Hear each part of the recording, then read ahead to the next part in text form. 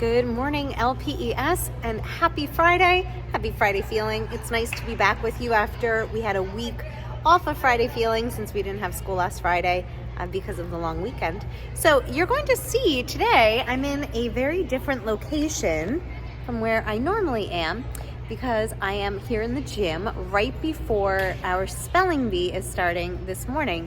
This morning's spelling bee is, I think, for our third and fourth graders, I believe. I think I have that right. I'm not positive. But we do have a spelling bee happening today. And it got me thinking about how students feel sometimes when we're faced with a challenge or something that could be particularly stressful, like a spelling bee or a hard test or NJSLA or a big change in our life, like the end of the school year. So we have a lot of these different things coming up in the next couple of weeks, or we've had these things like state testing in the past few weeks. And I thought it was a good chance for us to talk a little bit more about our brains and how they respond to those stressors. So for today, we are actually doing a fallback Friday feeling where we're going to be going back into the vault of Friday feelings to one from about a year ago where we talked a lot about those different parts of our brain. My second and third graders this year, we did this lesson together. Third grade, you did it as a review. Second grade, we did it as a first time lesson. But for my other students, it's a great opportunity for us to learn a little bit more about our brain, how it works, and what it makes us do when we're feeling a little bit stressed out. Those worries that it makes us feel, those moments of anger or frustration when we lose control of ourselves. All of this happens to every single one of us in different circumstances or times. So today we're gonna go ahead and do our fallback Friday, and then I'm popping back on at the end so that we could read a new story together and talk a little bit more about those feelings and what they do in our brain. All right, I'll see you in a little bit. Morning LPES, or happy time of day whenever it is that you're tuning into this. I'm excited to be back with you this week. I'm really excited for the topic that we're talking about today. We're kind of continuing last week's lesson and going to keep talking about our brains a little bit and the way that our brains are really awesome in some ways, but can make us do some not great things at other times. Before we get to any of that though, why don't we settle all of our brains and our bodies? We're going to start with some mindfulness, with checking in with ourselves. Before you do anything else, I just want you to take one deep breath in. I always like to breathe in through my nose and out through my mouth. But if you prefer to do it a different way, that's a-okay too. Why don't you go ahead and do another deep breath with me. Breathe in and out. All right. Why don't we start by just tuning in to what we're feeling in our hearts, what we're feeling in our heads. Think about what emotions, what feelings you are feeling so far today. A lot of times when we're watching this first thing in the morning, the one that I hear so much is, I'm feeling tired. And that's okay, but I want you to try and dig a little bit deeper. We've talked about this before. Instead of just leaving it at tired, think about what emotion feeling tired makes you feel. Maybe you feel tired and you're kind of cozy and comfortable in it. Even though you're at school, even though we're starting our day together, maybe you're feeling kind of chill and relaxed. Maybe feeling tired makes you feel really grumpy and kind of puts you in a bad mood. And that's okay too. Maybe feeling tired makes you feel distracted, or we're having trouble focusing on our teacher or focusing on Mrs. Heffler talking in this video. Maybe you're not feeling tired at all. Maybe you're feeling excited or nervous or happy or scared. Maybe we're feeling all of those things at the same time. Whatever it is, it's yours. Own it. Be okay with whatever feeling you're feeling. And remember, it's just like the weather. This is a great time of year to use this analogy to talk about our feelings being like the weather, because the weather is doing some pretty wild things these days. Last week it was sunny and 70 degrees out, and this week it's cold and rainy. Our feelings are the same way. They never stay the same for too much time.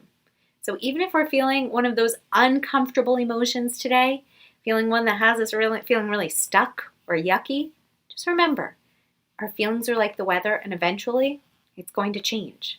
It'll change to something else. But we need to just use some coping skills to get through those times. So let's go ahead. Why don't we do a classic to kind of remind ourselves of the ways that we can calm ourselves down when we're in school or on the bus or taking a test, wherever you might need it, on the playground, which we'll be talking about later today. Let's do one of my favorite oldies but goodies, 5-finger breathing. So you take your hand. If you're feeling self-conscious, like let's say you're in the middle of a test, you don't want your friends to know that you're doing 5-finger breathing, you can take your hand and just kind of put it down so that's kind of under your desk and go like this, or you can put it on your desk and kind of trace it like that. Or you could just picture it in your mind. My 4th graders, I know sometimes I've talked to you guys and been like, did you try doing some deep breathing? And you're like, I didn't want my friends to know I was doing that. I get it. That's okay. There's nothing to be ashamed of. But I'd rather you do another thing, do another trick like doing it in your mind instead of just not doing it at all. So for right now, we're all going to put our egos aside. We're not going to worry about what anyone else is thinking because we're all doing this together. Take your hand, put it like this, flat like a pancake. We start at the bottom of our thumb. We trace up nice and slow. Big deep breath in and down. Inhale. Exhale. Inhale. Exhale. 2 more. Inhale. Exhale. And last one. And out. Later on today, Miss Nazara and I are actually going to be reading you a story together. We're coming together to do a special fun time story that I really love. And in this story, you're going to see these 2 different characters that go up the hill and down the hill and up the hill and down the hill. And it kind of reminds me of those deep breaths we take when we're doing 5-finger breathing, tracing our hand. So for right now, you can kind of just follow along with my finger on the screen. We're going to go up the hill and down the hill. We're going to do that 2 times. So we'll go up, down, up, down. All right? Almost like I know we've done mountain breathing before too. So let's go ahead tracing up and breathe in. Down and breathe out.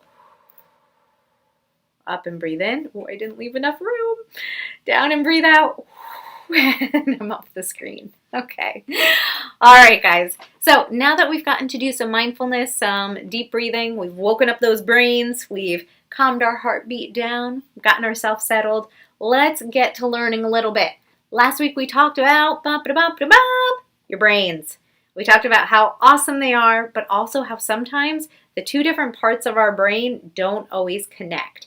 I'm trying to think. I know the video used the emotional side of our brain, and then I can't remember the term. I bet you guys do because you're so much better at these things than I am at remembering that kind of stuff. But I think it was maybe the thinking part of our brain. I'll have to look it up. Today, we're going to break it down into a few other parts. My 2nd graders, my 3rd graders, my 4th graders, you guys might remember this from times that I've come in your classroom in the past. 2nd grade, you heard this lesson this year. 3rd and 4th grade, you guys heard it in the past, but hopefully some of it stuck with you. Maybe when I show you these characters that we're learning about today. We're going to learn about 3 different parts of the brain today. First part is our wise owl.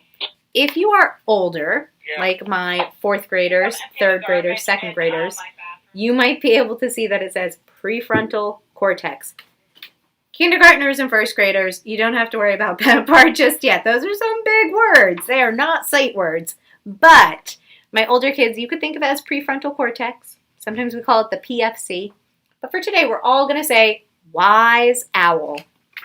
You take your fist and make it into a little brain. So if this was my brain, this part would be where my forehead is. You're going to tap this part right here. You're going to say wise owl. Say that with me, guys. Wise owl. 4th graders, 3rd, 2nd graders, you might remember that our wise owl is that thinking part of our brain. It's the part that makes really good, awesome decisions. When you're able to sit in class, when you're able to listen to the teacher, when you're able to follow directions and keep yourself calm, that, my friends, is your wise owl being in control. Another part of our brain is our hippocampus. Fancy way to say our memory saver or our elephant. So the elephant part of our brain, the memory saver part of our brain, like I said, older kids, you can learn this fancy word of hippocampus. My younger kids, I'm going to do this for you. All you have to think about is it being the memory saver or the elephant part. There's an old saying that goes, an elephant never forgets. That's why the elephant represents the memory part of our brain. Let's make that fist brain together again. Tap here and say wise owl. Open up that brain. Ooh, gross. Move the thumb aside. Tap your palm right here. This part of your brain, it's kind of towards the back and inside our brain. We can't see it from the outside. That is your memory saver. That's where that elephant is. That's where all of your memories are. And all of your memories are super important. And they also bring up different emotions. Your memories could be things like remembering your times tables, remembering your spelling words when you have a quiz. They can also be things like remembering how to play your favorite game on Roblox, whatever it might be. Okay, close that brain back up. All right, so we have our wise owl that's in control when we're feeling nice and calm and relaxed, helps us to learn. We have our memory saver, which is our elephant part of our brain, saves all of those important memories. And then we have this guy, probably my favorite guy, my favorite part of the brain, but also sometimes the hardest to control. We have our guard dog. Our guard dog part of our brain, if we do our fist brain again, we open it up. It's this tiny little part right here, this thumb, that is right in front of our memory saver. So it's really in the center of our brain, right? I couldn't see if I had a brain here. I wouldn't be able to see it from the outside. It's in the center of our brain, kind of towards the back. The guard dog part of our brain is so important because it helps us stay out of danger. So, for example, if you're at home and someone just finished cooking on the stove and you go to touch the pan and it's really hot, you pull your hand away really quick, that's your guard dog keeping you safe.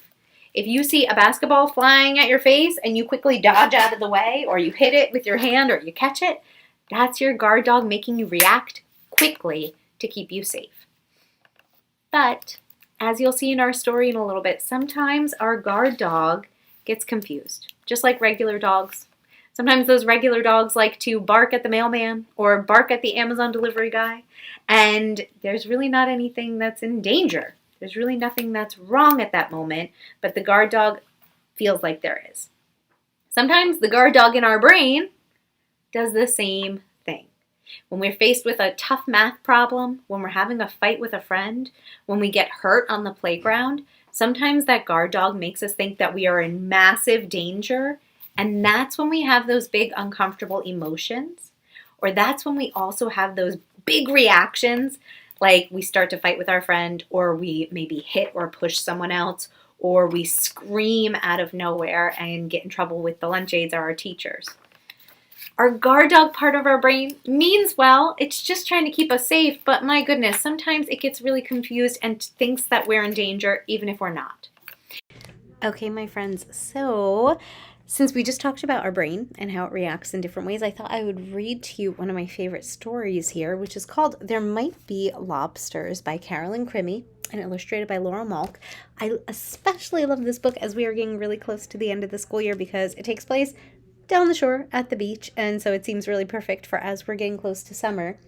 And this book talks a lot about fears and anxieties and worries that we might have that actually aren't real, or they probably would never happen.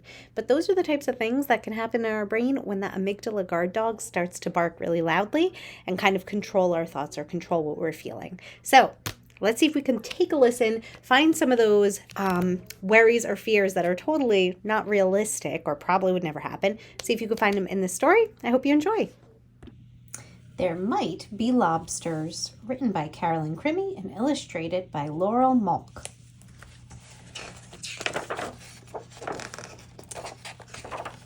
There might be lobsters. Come on, Suki, you can do it, said Eleanor. She stood at the bottom of the stairs to the beach and waved to Suki. Suki is her little dog over here. But Suki was just a small dog, and the stairs were big and sandy, and she hadn't had lunch yet, and her foot hurt a little, and she might get a shell stuck up her nose, and she might tumble down on her head, and then she'd need stitches, and besides, there might be lobsters. So Suki sat at the top of the stairs with Chunkamunka by her side. Chunkamunka is the dog's little stuffed monkey. Oh, all right, said Eleanor. She picked up them both with a and a huff and carried them down the stairs.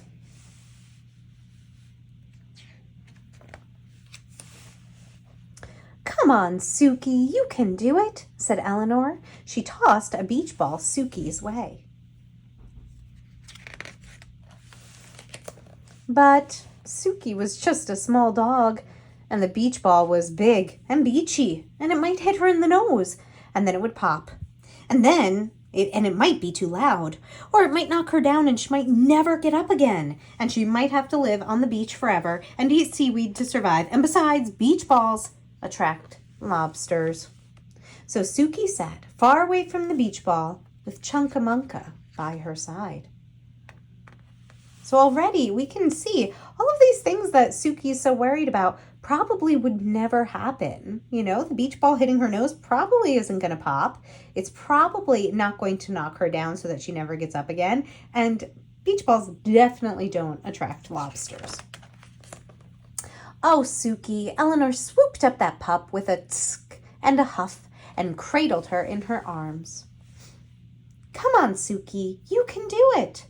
Eleanor stood at the water's edge and splashed a little splash at Suki. But Suki was just a small dog, and those waves were big, and they were whooshy, and they were salty, and they were wet too. And they might toss her out to the middle of the sea, and she might float all the way to Tasmania or even Florida, and she might be swallowed up by a whale, and she wasn't wearing a bathing suit, and besides, there might be lobsters. So Suki sat at the edge of the water with Chunkamunka by her side. Oh, Suki, said Eleanor. She shook her head and dove into the waves. Suki sat and watched beach balls bouncing and big boys running and umbrellas flapping and lifeguards blowing loud whistles and waves splish-splashing with Chunkamunka floating out to sea. Suki barked for Chunkamunka to come back. Chunkamunka started to sink.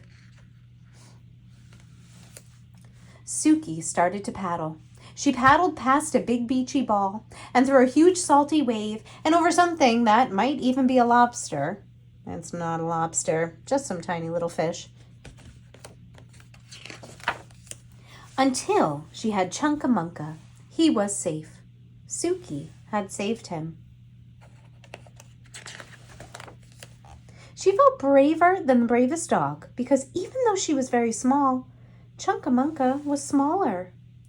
Oh, Suki, I knew you could do it, said Eleanor. She picked them both up with a yay and a hooray and swung them very gently through the air. Suki sat in the sandy sand with the wavy waves and watched for lobsters with Chunkamunka by her side. And they didn't see one all day. So my friends, that is the end of our story. There might be lobsters. I hope you enjoyed. I love this book, like I was saying, because that guard dog amygdala we talked about earlier, sometimes it can trick us into thinking there are worries or we're in danger, even when we're just faced with something that's a little bit challenging or a little bit outside of our comfort zone. Just like our pup Suki in this story had all of these fears that probably would never even happen. It was Suki's own guard dog, kind of funny since she's a dog, that was making her think all of these things and making her fear all of those things that probably would never happen.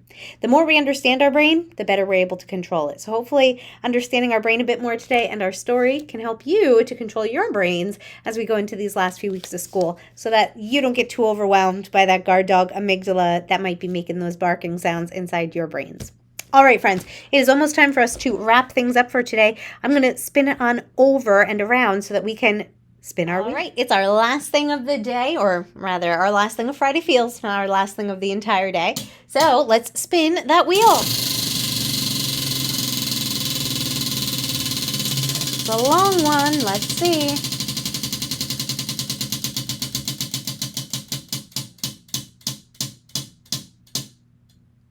Okay, it says, give someone a compliment. So a nice, easy one for today, especially with it being field day. Lots of opportunities for complimenting your classmates and peers. Hope you're able to do that. Boys and girls, we have 2 more Friday feelings before the end of the school year, so I can't wait. We'll try and make those some special ones. And until next week when I see you again, remember, stay kind, LPES.